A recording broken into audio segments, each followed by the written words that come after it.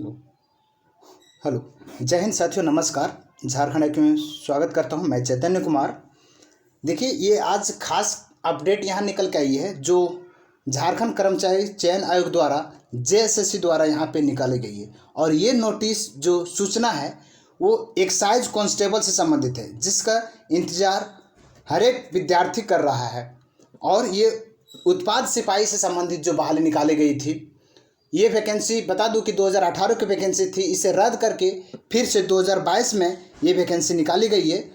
और ये वैकेंसी 586 पद पे निकाली गई थी। इसका एग्ज़ाम से संबंधित, रनिंग से संबंधित क्या अपडेट है, जेएसएससी इसे अंदर तक क्या काम कर रही है, इससे संबंधित खास अपडेट आज इस वीडियो में देख पाएंगे।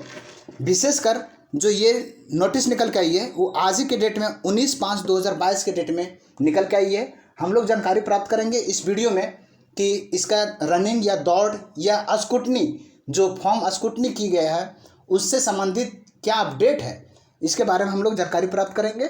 बने रहेंगे इस चैनल पे। और इस तरह से विभिन्न प्रकार के अपडेट, विभिन्न प्रकार का नोटिस या जो भी झारखंड से अपडेट है वो आप हमारे टेलीग्राम चैनल झारखंड आईक्यू से आप जुड़ेंगे। और झारखंड आईक्यू पे जो भी विशेष अपडेट है वहाँ पे हम शेयर कर दिया करते हैं। ठीक है, तो झारखंड आईक्यू जो टेलीग्राम चैनल है वहाँ पे आप जुड़ पाएंगे। देखिए, स्टार्ट करते हैं। जैसा कि जो ये सूचना निकल के आई है वो उत्पाद सिपाही से संबंधित है।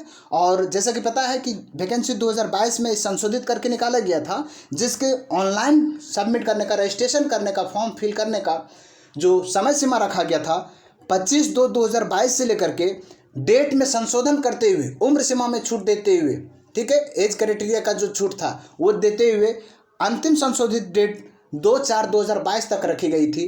और ये फॉर्म प्रक्रिया पूरी कर लेने के बाद जेएसएससी द्वारा जो स्क्रूटनी का एक नोटिस निकाला गया है, जिसमें कहा यह गया है कि कुछ ऐसे अभ्यर्थी जो एसटी, एससी, ओबीसी या ईडब्ल्यूएस के अंतर्गत कैंडिडेट आते हैं, उन लोगों के द्वारा फॉर्म रजिस्ट्रेशन तो कर दिया गया है, लेकिन फॉर्म फिल कंप्लीट नहीं हुआ है। कंप्लीट तब नहीं माना गया क्योंकि उसका पेमेंट कंप्लीट नहीं हो पाया।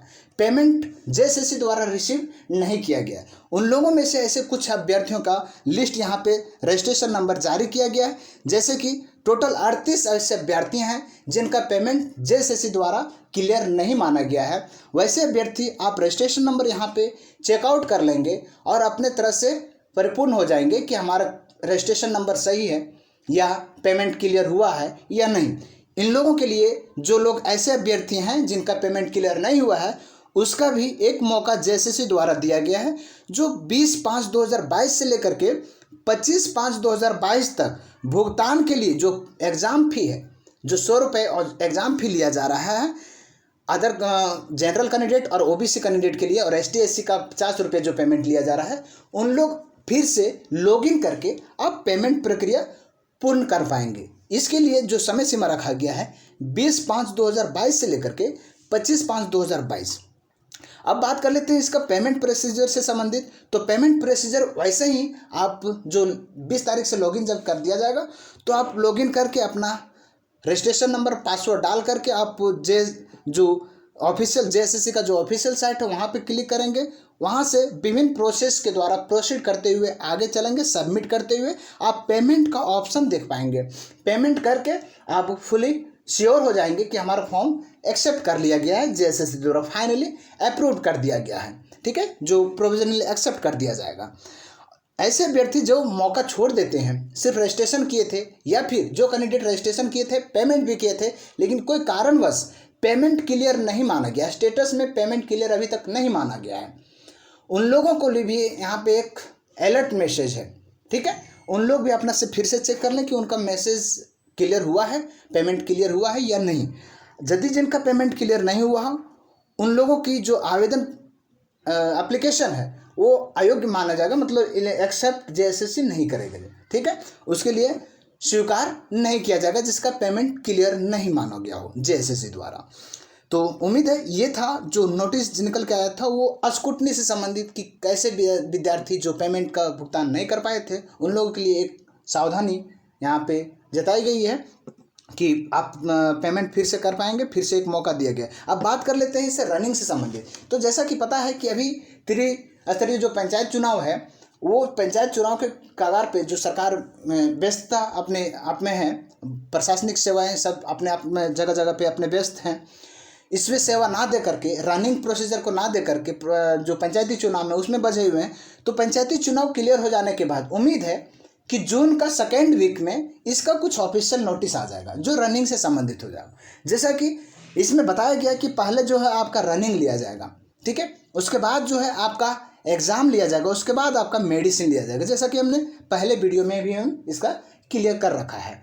तो ये यहाँ तक ये समझा जा सकता है कि जेएसएससी द्वारा अंदर में उसका जो ऑफिशियली मतलब अंदरूनी जो काम है वो कर ही रही है, ठीक है। जेएसएससी के जो भी अधिकारी हैं वो अपना काम कर ही रही है, ठीक है। जैसा कि कल भी जो डिप्लोमा से संबंधित एग्ज़ाम डेट जारी किया गया है, कुछ और सारे ऑनलाइन का जो डेट दिया गया है उसमें भी कुछ संशोधन किया गया है। यहाँ तक कि ये समझ है कि जेएसएससी अपना काम निरंतर कर रही है। हालांकि इसमें समय सीमा थोड़ा विलम्ब हो रही है, जैसा कि एक्साइज कांस्टेबल का जो अप्रैल मंथ में रनिंग के लिए बोला गया था वहाँ नहीं हुआ, फिर मई में नहीं हुआ और फिर जून में होने की संभावना जताई गई है। अब जहाँ तक कहा जाए कि जून का सेकेंड वीक में इसका ऑफिशियल नोटिस आ जाएगा रनिंग से संबंधित। आप कंटिन्यू प्रिपरेशन के लिए लगे रहें। उम्मीद है आप ये चैनल को पसंद कर रहे होंगे और दोस्तों के साथ भी शेयर करेंगे।